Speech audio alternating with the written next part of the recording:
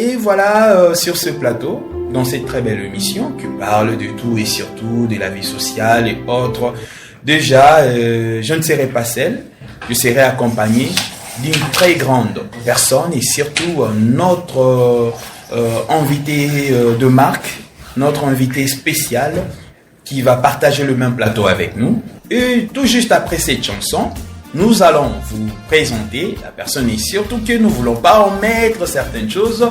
Nous allons rentrer de l'autre côté de la baie vitrée chez Bombo Yawolo Misapiyatalo Olivier Ngesimambu pour une chanson afin que nous puissions accueillir notre invité du jour.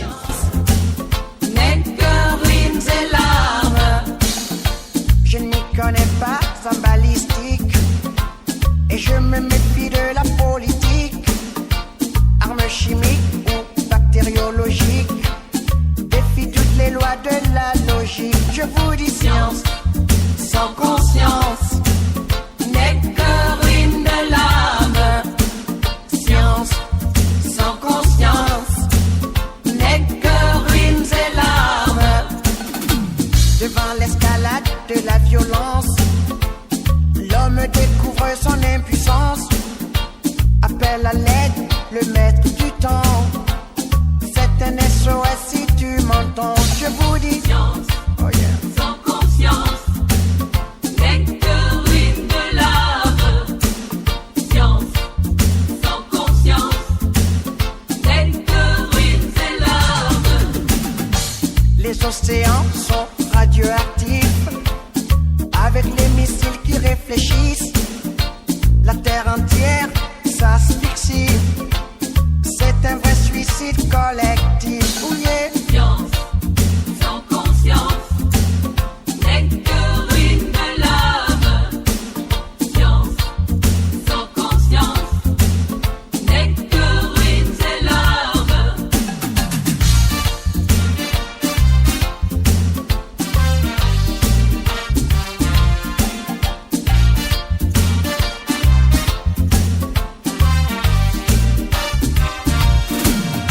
Je ne m'y connais pas en balistique et je me méfie de... De retour sur ce plateau après cette très belle chanson que nous venons d'entendre, à ce qui concerne surtout la culture. Vous avez bel et bien compris que la culture, c'est ça qui fait la grandeur d'une nation, c'est ça qui fait la grandeur d'une tribu, c'est ça qui fait la grandeur d'une personne. Et voilà, comme on parle de la culture, certainement, aujourd'hui nous allons parler d'un ouvrage qui va tout dire. Et la personne qui a écrit cet ouvrage est avec nous sur ce plateau. J'aimerais bien présenter, et en citant son nom, c'est Madame Jeannette Chibobois Munda Badibanga. Pour ceux qui connaissent déjà, elle est animatrice de l'émission Parole de femmes à la radio catholique Elikia. Et elle est aussi au sein de Femmes dans la Bible et la religion. En même temps, elle est engagée dans la lutte contre la non-violence faite aux femmes. Mais alors, elle est aussi parmi celles qui ont reçu le prix d'ambassadeur, comme c'est une femme, on dira ambassadrice déjà du livre depuis 2019 et au Festival du livre et de la Bible, autrement dit en sigle Félibi. Je précise encore que notre invitée, c'est une écrivaine et surtout elle a commencé à écrire depuis 1999. Certaines personnes n'étaient pas encore nées et voilà, pour son tout premier ouvrage, il nous avait parlé de Mal dans ma peau et après Mal dans ma peau, nous avons entendu d'autres ouvrages et voilà, je n'aimerais pas rester seul, je m'aimerais encore plus préciser après sa petite brève présentation venant d'elle-même. Je salue, bonjour Maman et Madame Jeannette Chibobois Munda Badibanga. Bonjour Monsieur Kalala Alain. Voilà. Merci beaucoup pour votre présence. Merci de me recevoir dans votre studio où je suis très contente de vous parler de mon dernier livre qui est La désobéissance. Vous pouvez nous dire, avant qu'on entame déjà tout ce qui intéresse cet ouvrage, quel est l'ouvrage qui est au centre de cette émission aujourd'hui?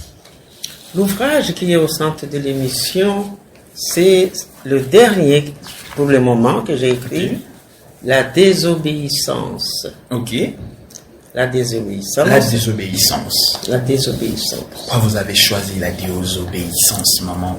Voilà, j'ai eu l'idée d'écrire ce livre Désobéissance 27 ans après avoir écrit Mal dans ma peau, comme vous l'avez dit à la présentation, Ok.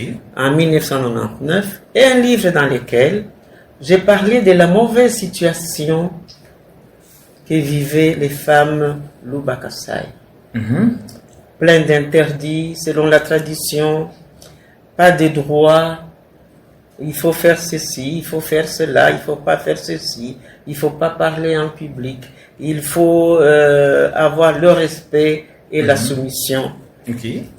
Alors, ayant vécu tout cela dans mon entourage, et même moi-même, j'en ai vécu aussi, donc dans ce premier livre de Mal dans ma peau, j'ai posé la question de savoir, après avoir raconté tout ce que les femmes vivent, j'ai posé la question de savoir si un jour on aura le temps et l'espace pour en parler, discuter ou trouver tout simplement des solutions à toutes ces situations que les femmes vivent.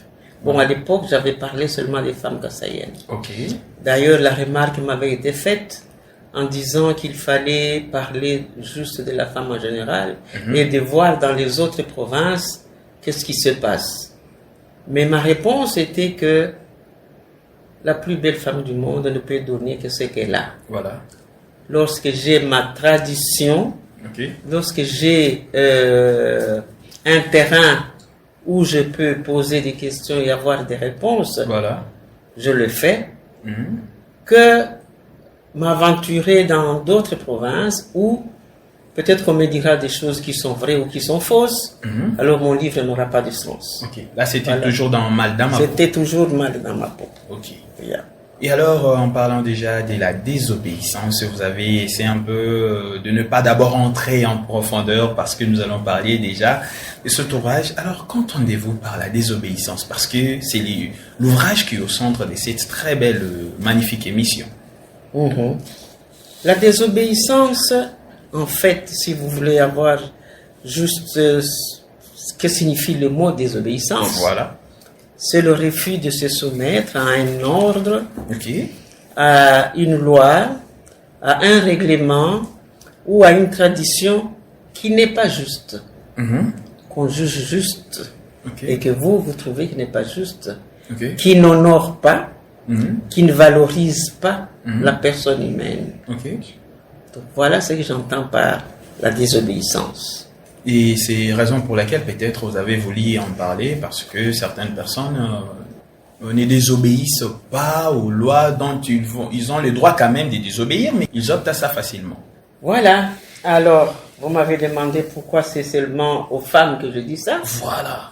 Mais un écrivain peut être inspiré juste en regardant une image, en parlant avec des amis ou avec des personnes. Il peut ramasser une simple phrase qui lui donne l'idée d'écrire. Il peut aussi écrire sur les situations des guerres dans le monde, etc., etc. Et moi, je destine ce livre aux femmes parce qu'elles ont besoin, parce qu'elles doivent se battre tous les jours de leur vie pour se faire une place dans les familles et dans la société. Vous êtes femme, vous risquez encore d'être considérée comme féministe encore. Bon, oui, il y a les féministes qui se mettent dans la rue, qui marchent, qui cassent, qui font ceci.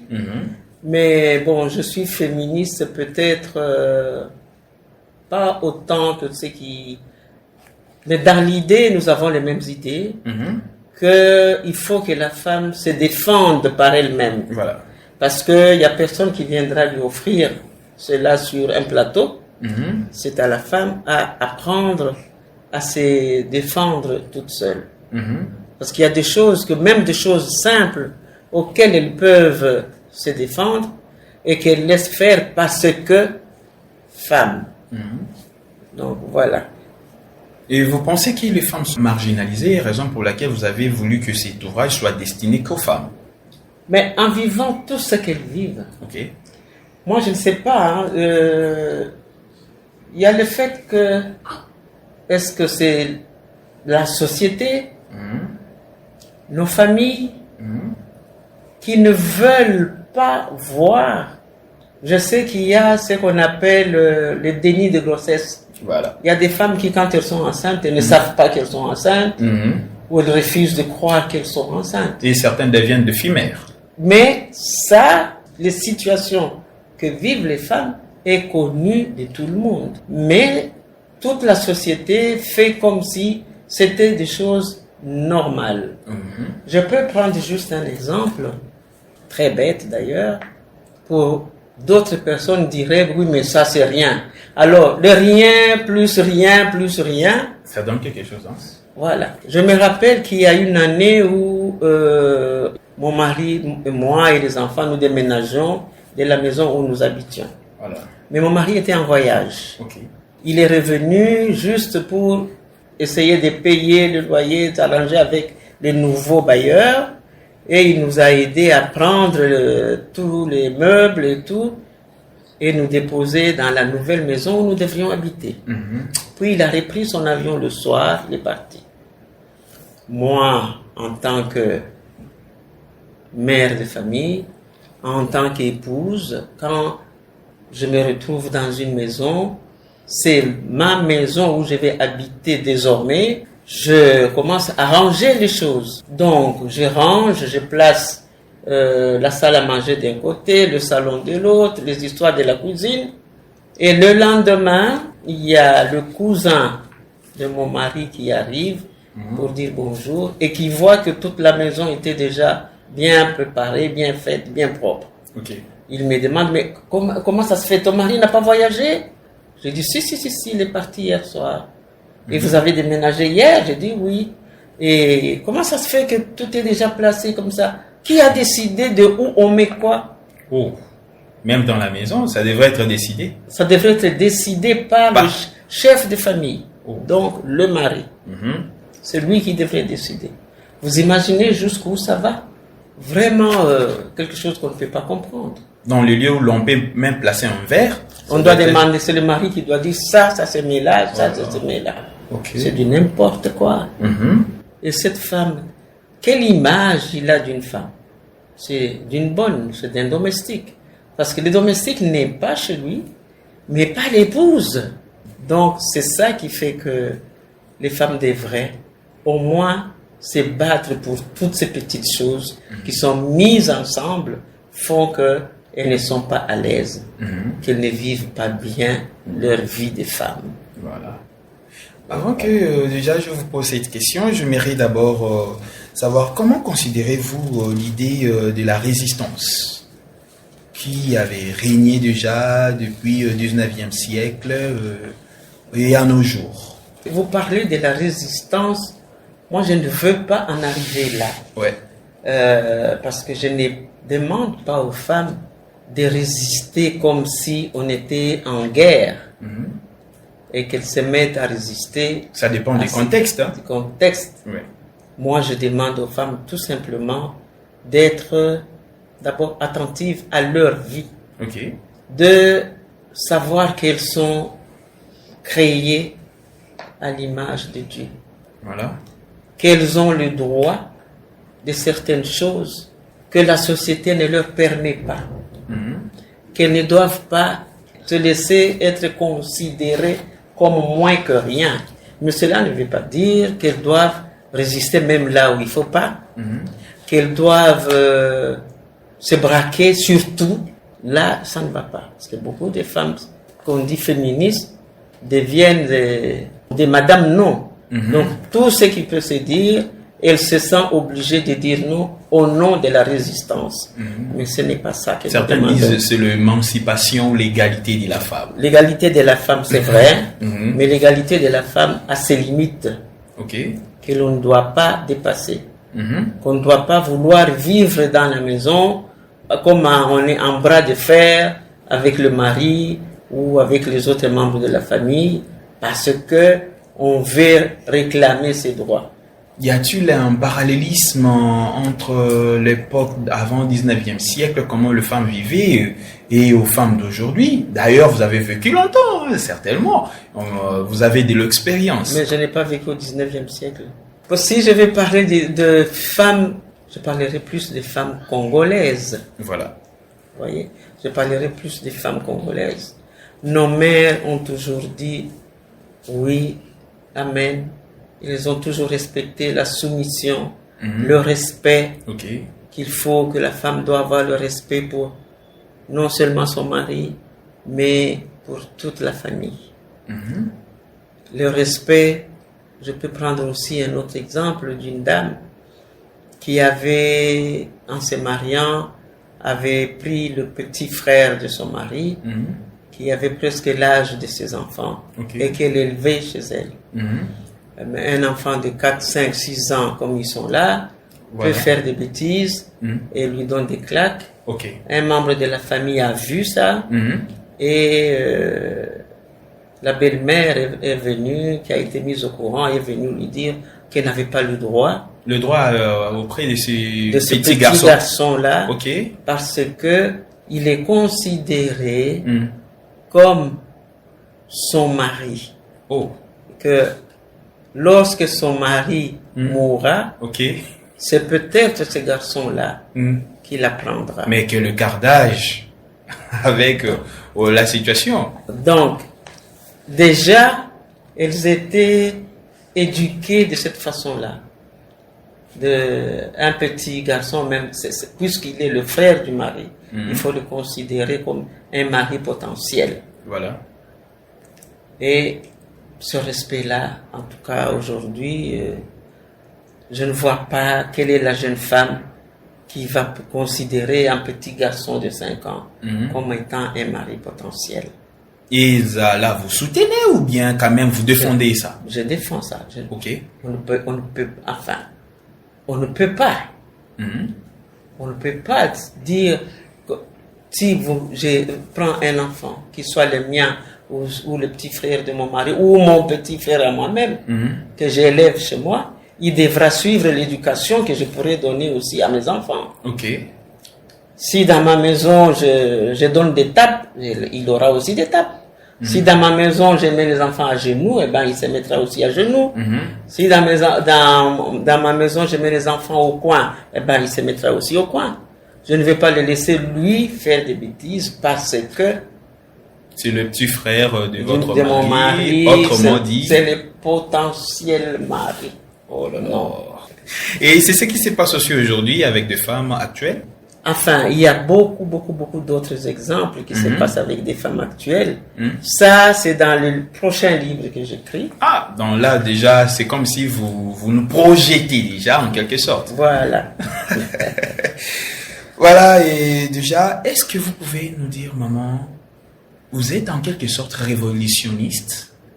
Non, je ne dirais pas ça. Je suis juste consciente de ma personne. Voilà. Je suis consciente de ce que je suis, comme personne humaine, comme femme, comme mère. Voilà.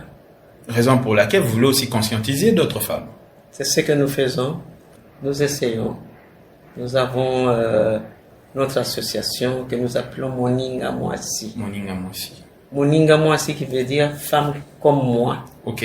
Ça veut dire qu'elle soit ministre, qu'elle soit députée, qu'elle soit journaliste, qu'elle soit institutrice, qu'elle soit vendeuse de pondou, qu'elle soit bonne dans ma maison, elle est une femme comme moi. Alors nous voulons que toutes ces femmes se mettent en tête qu'elles sont humaines, qu'elles ont une dignité qu'elles doivent défendre, parce qu'elles sont créées comme l'homme à l'image de Dieu. La parole de Dieu dit homme et femme, il les créa. Évidemment, on va nos maîtres qui disent que le mari sera le chef de famille.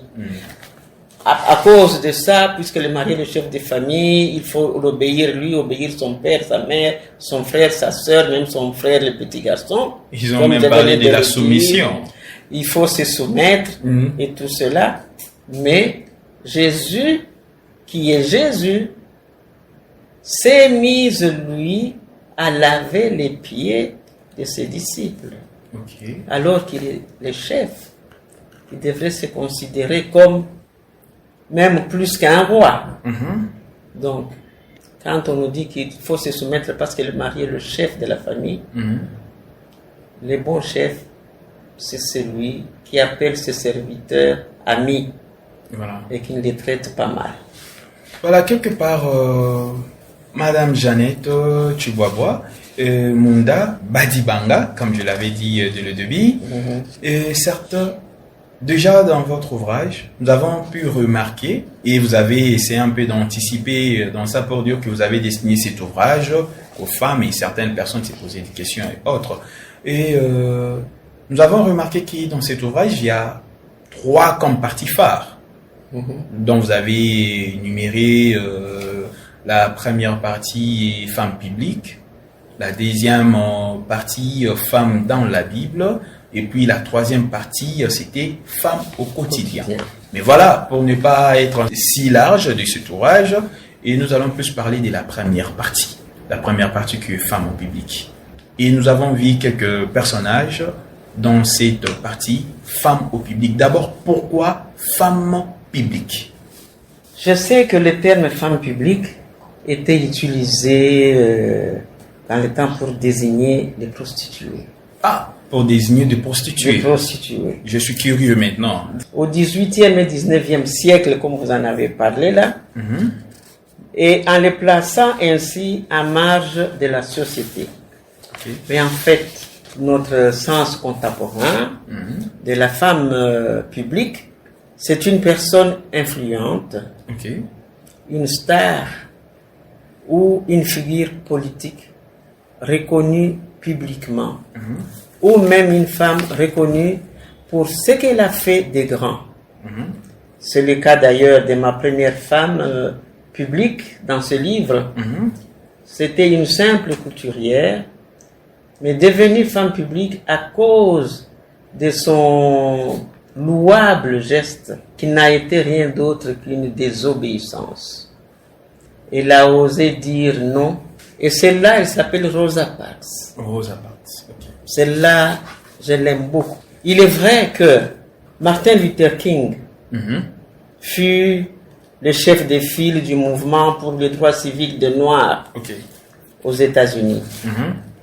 Mais ce que souvent, ce qui vient toujours en deuxième ligne, ce qu'on oublie de mettre en première ligne, c'est qu'il faut savoir que l'engagement de Luther King a commencé de façon effective lorsque cette couturière de son état a désobéi aux lois de ségrégation qui étaient en vigueur aux États-Unis.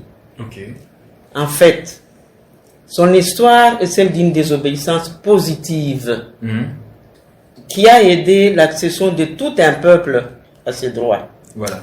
Rosa Parks avait refusé de suivre la loi qui annonçait qu'une personne de couleur, parce que nous les Noirs, c'est-à-dire que nous avons la couleur, qu'elle n'avait pas le droit d'être assise dans le bus quand une personne blanche était debout.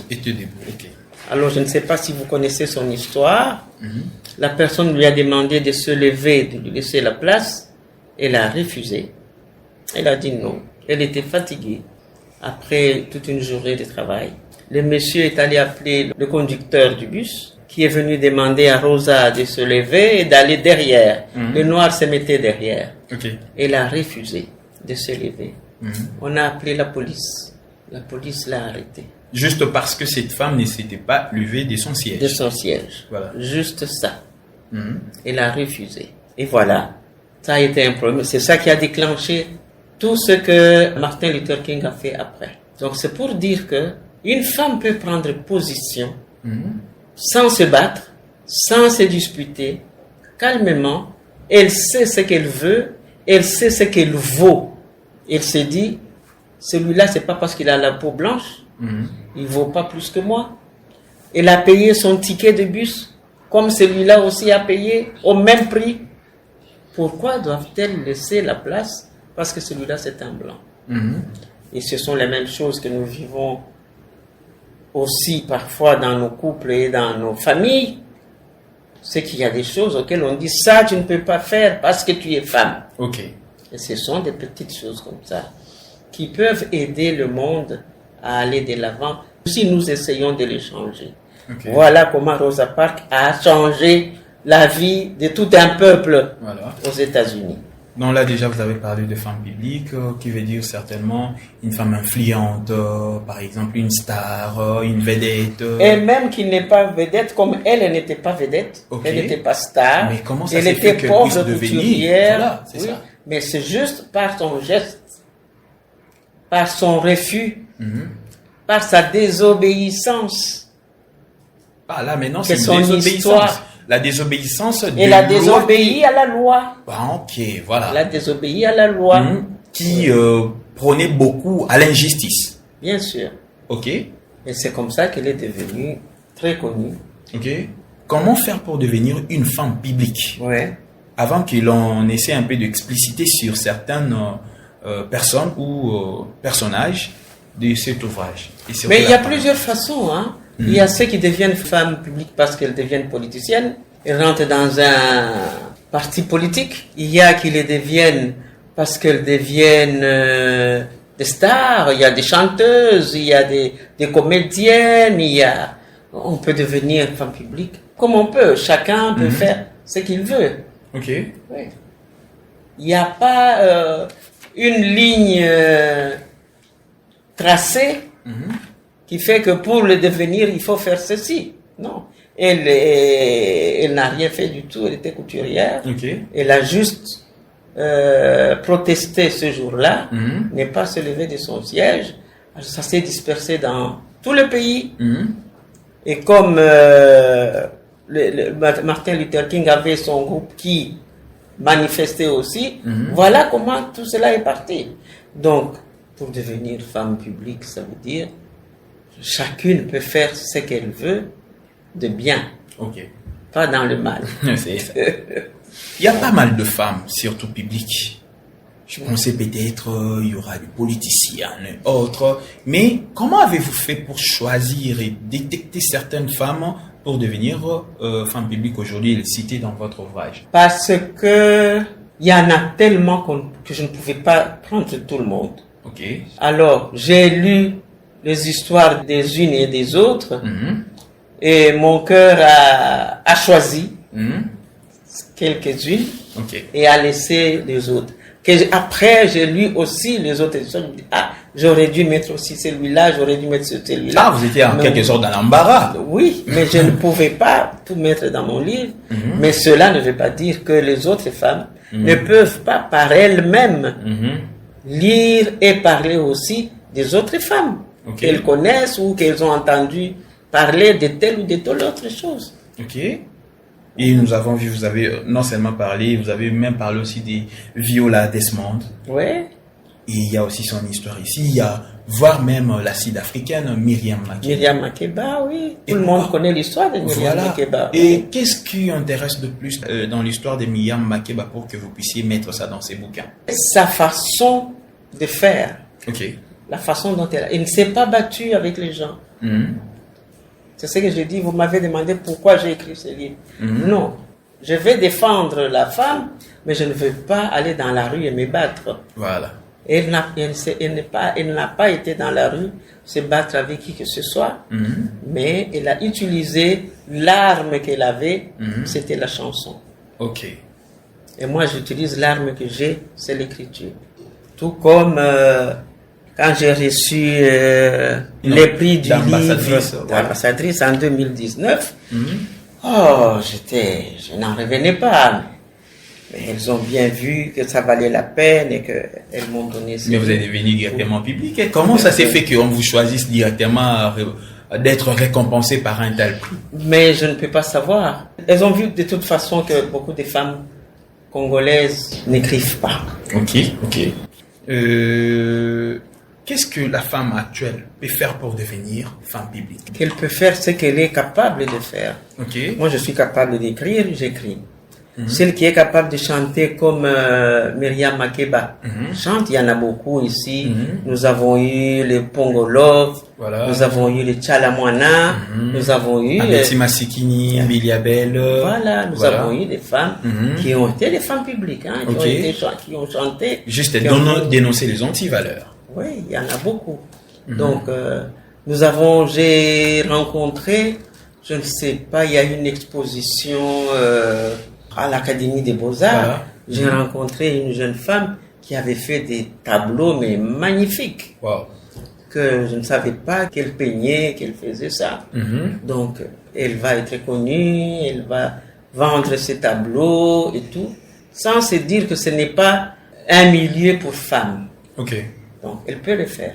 Il y a des femmes qui sont capables d'entrer en politique. Voilà. Bon, maintenant, nous en avons beaucoup. Beaucoup même. Qui sont entrés en politique et qui ne sont pas mal, qui ont montré que les hommes ne sont pas plus intelligents ou plus efficaces qu'elles. Donc, vous pensez que devenir femme publique actuellement ici en RDC, précisément dans la ville-province de Kinshasa, il faut seulement devenir une femme politicienne? Je vous ai parlé de la femme qui peint et la politicienne est venue après. Mais alors, je n'ai pas dit qu'il faut seulement devenir politicienne. Ok. Non. En tout cas. Alors, quel est le meilleur conseil dont vous pouvez prodiguer aux femmes actuelles qui sont en train de suivre cette très belle émission et surtout via votre ouvrage?